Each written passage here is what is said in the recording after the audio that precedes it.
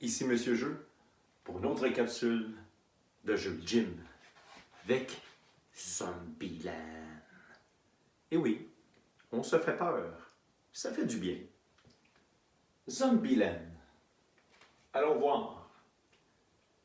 On nomme un gardien qui sort de l'extérieur du gymnase pour ne pas voir entendre et écouter ce qui se passe. Tous les jeunes se couchent au sol, sur le ventre et se cachent les yeux.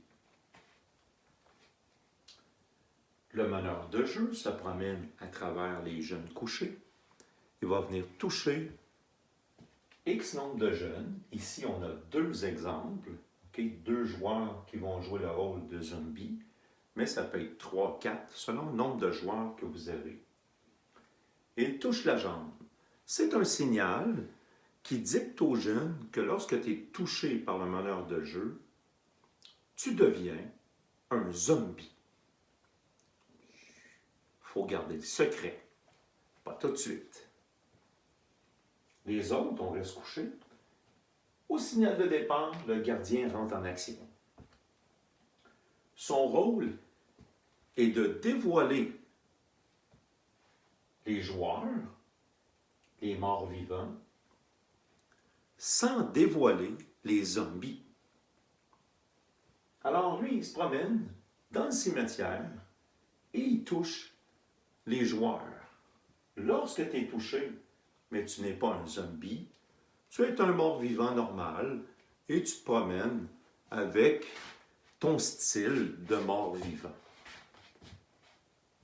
Libre à vous d'utiliser votre talent d'acting. Et le gardien se promène, et il tague, il touche, et là les morts vivants se lèvent.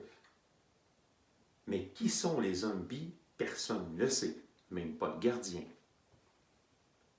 Lorsqu'il touche un joueur qui a été nommé zombie secrètement, celui-ci doit crier très fort, mais très fort, « Zombie !»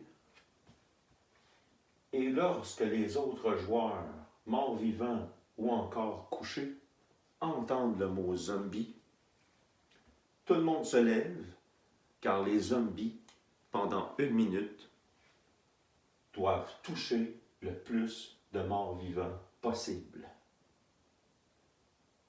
L'autre zombie entend le mot zombie et se lève, et ensemble, ils travaillent pour toucher le plus de morts-vivants possible. Après la minute, on comptabilise ceux qui ont été touchés.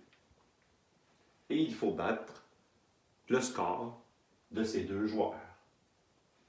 Par la suite, on nomme un autre gardien, tout le monde se recouche et le meneur de jeu nomme 2 autres zombies. Zombieland, un jeu captivant.